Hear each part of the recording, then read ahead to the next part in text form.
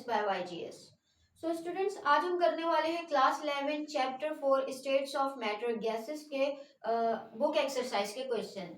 तो बेसिकली आज हम क्वेश्चन नंबर 6 करेंगे, क्योंकि प्रीवियसली क्वेश्चन नंबर 2, क्वेश्चन 3, 4, 5 की वीडियोस जो है वो मैं अपने चैनल पर अपलोड कर चुकी हूँ।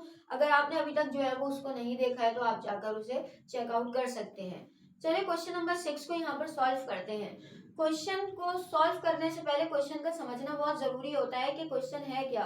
और जब बेसिकली बात प्रेशर की आती है तब तो बहुत ज्यादा समझना पड़ता है, क्योंकि उस टाइम हमें जो है वो कंफ्यूजन ये हो रही होती है कि आया इसमें गैस लॉ इक्वेशन जो है वो अप्लाई होगी, या हमारे पास जो है वो बॉयल्स लॉ अप्लाई होगा, या डाल्टन्स लॉ अप्लाई होगा, क्योंकि सब तकरीबन इन सब में जो है वो प्रेशर इन्वॉल्व रहता है। तो बात करते हैं, पहले क्वेश्चन को पढ़ते हैं। कह रहे हैं अ 500 centimetre cube vessel contain hydrogen gas.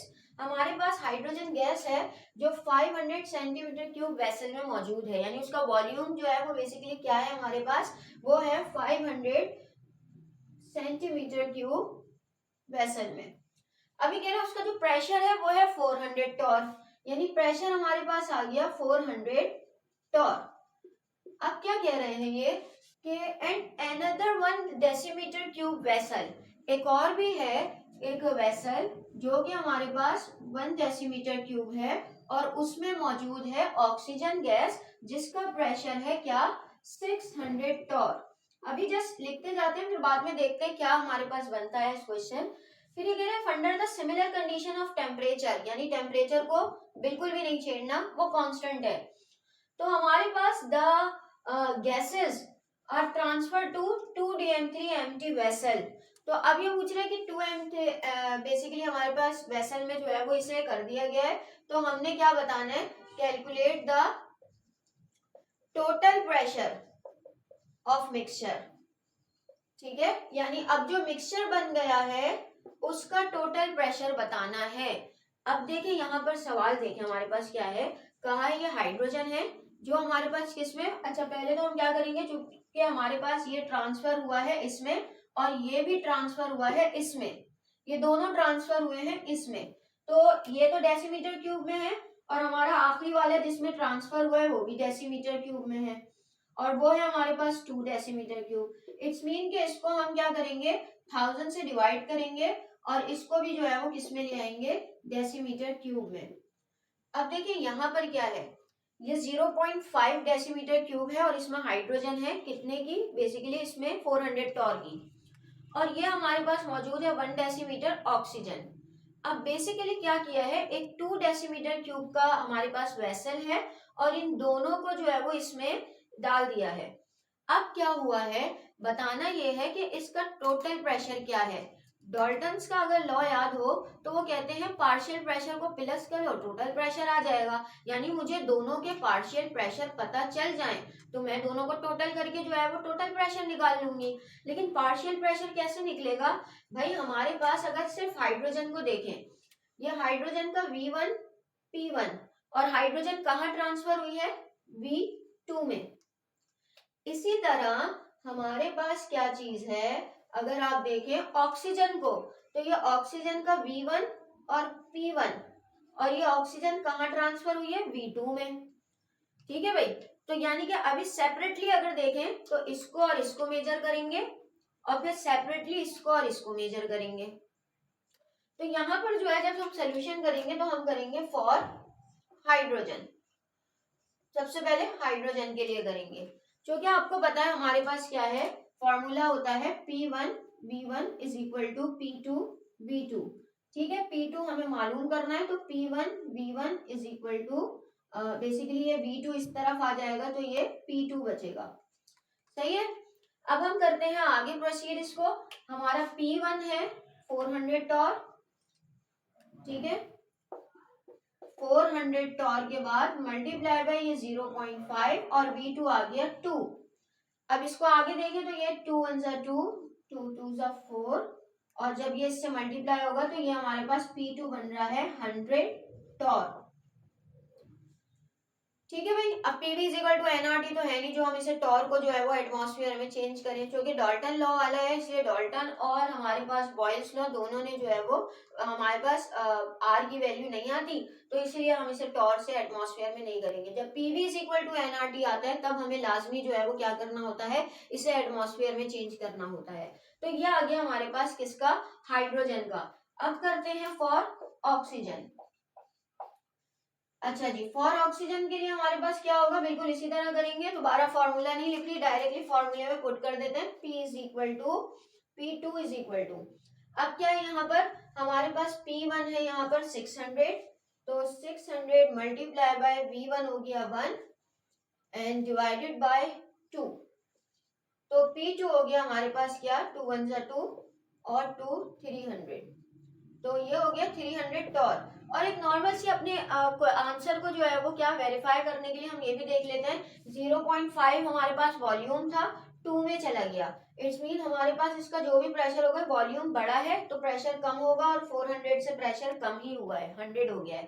ठीक है, यहाँ पर हमारे पास देखा जाए तो यहाँ पर ये कम वॉल्यूम से ज्यादा वॉल्यूम की तरफ गए, इसका मतलब जो भी प्रेशर होगा वो हमारे पास क्या हो जाएगा, कम हो जाएगा, क्योंकि यहाँ हमारे पास क्या था, वॉल्यूम ज्यादा हुआ है तो प्रेशर कम होगा, तो देखा जाए तो प्रेशर हमारे पास कम ही हुआ है। अब हमने क्या करना है, टोटल प्रेशर मालूम करना है, तो PT is equal to P oxygen plus P hydrogen, तो यहाँ पर बेसिकली हमारे पास हाइड्रोजन और ऑक्सीजन कितना है, 300 plus 100 is equal to total pressure of mixture हमारे पास हो गया 400 टॉर।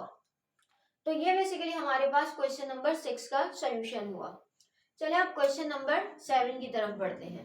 ओके, तो क्वेश्चन नंबर 7 हमारे पास है, if 16 centimetre cube of hydrogen effuses in 30 second, यानी कि हमारे पास यहाँ पर अगर देखा जाए तो हाइड्रोजन का जो वॉल्यूम दिया हुआ है, वॉल्यूम ऑफ हाइड्रोजन वो हमें दिया हुआ है 16 सेंटीमीटर क्यूब, जबकि हमें जो उसका टाइम दिया हुआ है कि ये कितने टाइम में इफ्यूज हो रही है, तो ये इफ्यूज हो रही है 30 सेकेंड में।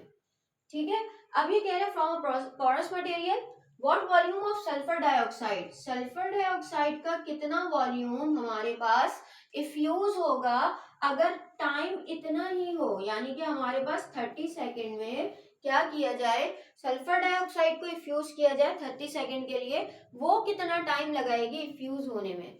ठीक है, तो बेसिकली हमारे पास क्या है, लाजमी सी बात है, हमारे पास मॉलिक्यूलर मास ऑफ हाइड्रोजन मालूम होना चाहिए, मोलर मास इसे हम कहते हैं, जो कि आपको पता है 2 ग्राम है, जबकि सल्फर डाइऑक्साइड हमारे पास जो है वो क्या होता है 32 प्लस 16 मल्टीप्लाई बाय 2, तो ये भी हमारे पास जो है वो 64 होता है। ठीक है, अब देखिए हमारे पास अगर फॉर्मूला आपको याद हो, हमारे पास जब हमने इसका ग्राहम लॉ ऑफ इफ्यूजन पढ़ा था और उसकी डेरिवेशन निकाली थी, तो हमारे पास क्या था, हम कहते थे R1, यानी जो ऊपर थी उसका मॉलिक्यूलर मास नीचे आएगा, तो यहाँ मैं अगर कर दूं R hydrogen divided by R sulphur dioxide is equal to square root of molecular mass of sulphur dioxide divided by molecular mass of हमारे पास आ गया हाइड्रोजन। अच्छा, मैं यहाँ पर डायरेक्ट वो फॉर्मूला नहीं लिख रही जो मुझे लिखना चाहिए, क्यों, क्योंकि मैं आपको बताना चाह रही हूँ कि किस तरीके से हमारे पास फॉर्मूला ड्राइव होगा। आप जो है जब एग्जाम में कर रहे हो तो आप डायरेक्ट भी फॉर्मूला लिख सकते हैं। देखिए भाई, हमें पता है कि ये जो R बराबर होता है किसके होता है, V अपॉन टी के। ठीक है, अब जब ये V अपॉन टी के बराबर होता है तो अब यहाँ पर देखें, अगर मैं यहाँ पर लिखूं V hydrogen divided bye T hydrogen, ठीक है, और ये और भी फ्रैक्शन में आ गए, V sulphur dioxide divided bye T हमारे पास सल्फर डाइऑक्साइड, बाकी इसको उसी तरह ही लिख देंगे जैसा हमारे लिखने का तरीका है। ठीक है भाई, अब यहाँ पर आगे देखिए हमारे पास कि आपको पता है कि जब मैं इसको मल्टीप्लाई करूंगी ना तो फिर क्या होगा हमारे पास कि ये ऊपर चला जाएगा और यहाँ का नीचे वाला ऊपर जाएगा, ऊपर का नीचे, तो देखें बी हाइड्रोजन ऐसे ही लिख दिया और टी हाइड्रोजन ऐसे ही लिख दिया। अब क्या हुआ है मेरे पास, यहाँ मल्टीप्लाई का साइन लगा है जिसकी वजह से ये टी और सल्फर डाइऑक्साइड ऊपर गया और वी हाइड्रोजन नीचे गया, बाकी हमारे पास इक्वेशन वैसी की वैसी आ गई, सल्फर डाइऑक्साइड एंड ये आ गया हमारे पास हाइड्रोजन। अच्छा, अब यहाँ पर देखें हमारे पास ओके, फॉर्मूले में ही कट कर देते हैं ना, हमारे पास टाइम इसका भी 30 सेकेंड है, इसका भी 30 सेकेंड है, तो हम क्या करते हैं इसको डायरेक्टली कट कर देते हैं क्योंकि ये तो कांस्टेंट है, सेम सेम है, सेम सेम की वजह से हमारे पास ये क्रॉस कटिंग हो गई। तो ये हमारे पास मेन फॉर्मूला आ गया, V hydrogen divided by V sulphur dioxide, ठीक है, is equal to M sulphur dioxide divided by M hydrogen. ये हमारे पास मेन फॉर्मूला है जिसके थ्रू जो है वो हमारे पास न्यूमेरिकल सॉल्व होगा, ठीक है। अब इस न्यूमेरिकल को बेसिकली हम चले सॉल्व करते हैं, किस तरह होगा। हमारे पास 16 सेंटीमीटर क्यूब है और इसको हम इसी तरह ही लिख देंगे, और यहाँ पर आ गया सल्फर डाइऑक्साइड, आपको पता है 64, और ये आ जाएगा हमारे पास क्या चीज 2। जब हम इसको निकालेंगे ये हो गया हमारे पास 1.41 और ये हो जाएगा 8, और ये हमारे पास 16 ही है, और ये है हमारे पास VSO2। अच्छा जी, अब हम इसको सॉल्व कर लेते हैं। ये हमारे 16 VSO2 और ये आ गया हमारे पास 5.67। अब क्या करेंगे, इसको यहाँ ले आते हैं और इसको यहाँ ले आते हैं सीधा सीधा, तो ये हो जाएगा VSO2 और ये 16 के नीचे चला जाएगा, तो ये हो गया 16 डिवाइडेड बाय 5.67। तो हमारे पास वॉल्यूम ऑफ सल्फर डाइऑक्साइड निकल के आया 2.82 सेंटीमीटर क्यूब। तो बेसिकली ये हमारे पास जो है वो इसका आंसर आ जाएगा। तो ये बेसिकली हमारे पास जो है वो इस तरीके से सॉल्व होगा। इसके बाद हम जो है वो अब हम क्वेश्चन नंबर 8 की तरफ बढ़ते हैं कि क्वेश्चन नंबर 8 जो है वो किस तरीके से सॉल्व होता है। चलिए अगले क्वेश्चन की तरफ बढ़ते हैं। हमारा अगला क्वेश्चन बेसिकली क्या है कि 40 decimetre cube of hydrogen was collected over water. Water पर कलेक्ट की गई है, यानी हाइड्रोजन गैस इस तरह बनाई गई है कि उसमें पानी भी मौजूद है और उसका वॉल्यूम है 40 डेसीमीटर क्यूब, और बेसिकली उसका जो हमारे पास प्रेशर है वो है 831 टॉर, ठीक है। अच्छा, ये जो 831 टॉर है ये उस हाइड्रोजन है जो कि मॉइस्ट हाइड्रोजन है हमारी, जिसमें वाटर वेपर्स भी मौजूद हैं। इसका मतलब ये इसका जो टोटल प्रेशर होगा वो किससे मिलकर बना है, वो हमारे पास वाटर वेपर भी है, उनका प्रेशर भी है, और साथ साथ ड्राई हाइड्रोजन का जो है वो प्रेशर भी होगा, ठीक है। अब ये कह रहे हैं टेम्परेचर 23 डिग्री सेंटीग्रेड है। अब इन्होंने क्या पूछ लिया है कि what would be the volume of dry hydrogen gas at standard condition. देखिए हम यहाँ पर बहुत ही जो है वो अहम चीज है क्वेश्चन में कि हमें पूछा गया है ड्राई हाइड्रोजन गैस का हमारे पास क्या जो है वो बेसिकली वॉल्यूम बनेगा अगर जो है वो स्टैंडर्ड कंडीशन हो। जब स्टैंडर्ड का वर्ड आ जाए तो याद रखिएगा हमारा वॉल्यूम डेसीमीटर क्यूब में हो, हमारा टेम्परेचर केल्विन में हो, और हमारा प्रेशर एटमॉस्फेयर में होना चाहिए, ठीक है। तो बहरहाल अब हमने क्या करना है, अपना डेटा बनाना है। तो यहाँ पर V1 जो है जो कि हमारे पास मोइस्ट हाइड्रोजन है, ठीक है, वो है हमारे पास कितना 40 डेसीमीटर क्यूब, ठीक है। प्रेशर हमारे पास कितना है अगर देखा जाए तो हमारे पास जो प्रेशर है वो 831 है, ठीक है। तो P1 हम कर देते हैं 831 टॉर। अच्छा जी, फिर क्या करना है हमने, T1 हमारे पास है 23 degree centigrade which is converted into kelvin, तो हम ये कर देंगे 296 केल्विन। अच्छा, हमें प्रेशर मालूम करना है किसका, ड्राई हाइड्रोजन का। तो अभी हम इसको ड्राई हाइड्रोजन का प्रेशर हमें पता नहीं है, इसको क्वेश्चन मार्क डाल देते हैं अभी, ठीक है।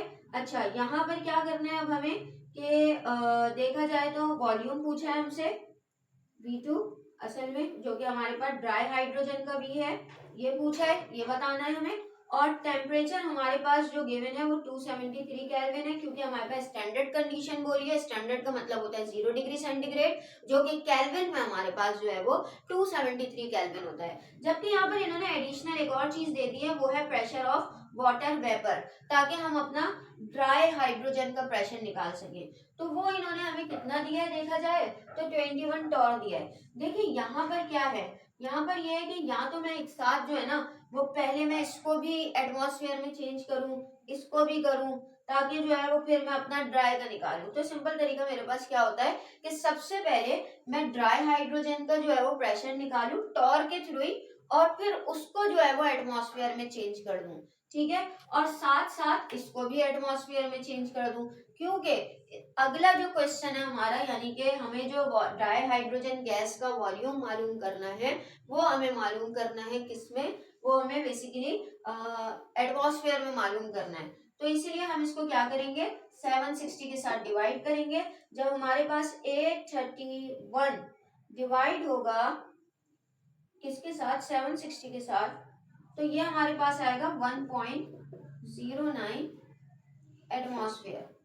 ठीक है, अच्छा अब मुझे क्या करना है, सबसे पहले मैं मालूम कर लेती हूँ कि मेरे पास ड्राई हाइड्रोजन का जो है वो प्रेशर क्या होगा, for pressure of dry hydrogen. अब देखें, हमारे पास पता है कि हमारे जो टोटल प्रेशर होता है according to Dalton's law of partial pressure, वो बराबर होता है किसके, ड्राई प्लस वाटर वेपर। हमने जो इसकी एप्लीकेशन पढ़ी थी, डाल्टन्स लॉ की एप्लीकेशन, उसके थ्रू हमारे पास ये आता है।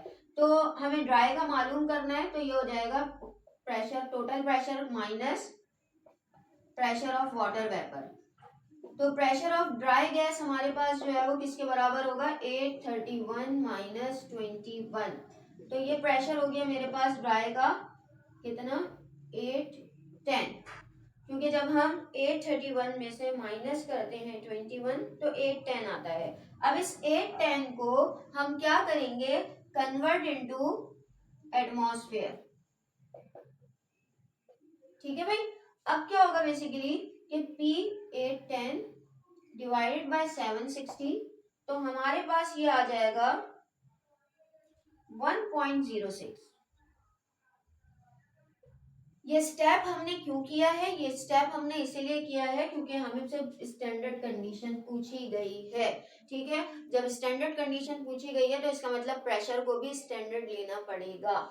अब हम वो वाला फॉर्मूला यूज करेंगे जो नॉर्मली हमारे पास यूज होता है। ये मेरा P2 आ गया, बाकी P1 V1 T1 की वैल्यू दी हुई है। ठीक है, तो अब ये हो जाएगा P1 V1 upon T1 is equal to P2 V2 upon T2।